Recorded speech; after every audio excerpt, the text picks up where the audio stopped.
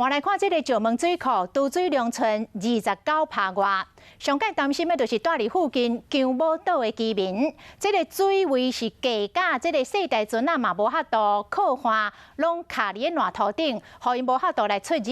有居民是逐工来清这个烂土，嘛有居民直接写这个大字 SOS 向外界发救人。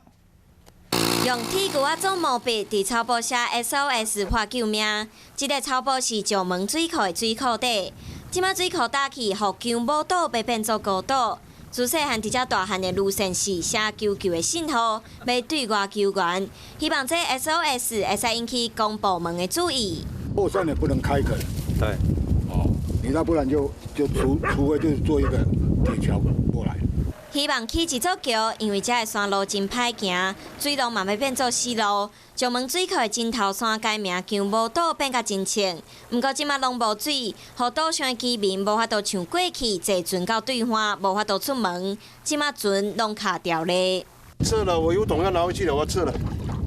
有的人无法度等，敢若会使离开。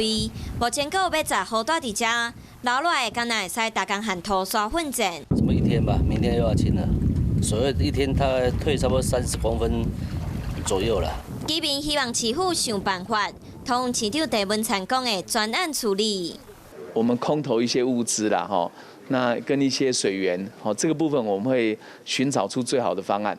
市府空投物资来斗3工，不过居民希望会使起一座铁桥来治本，互因唔免像二等公民定定对外求救，敢若唔望一条平安回厝的路。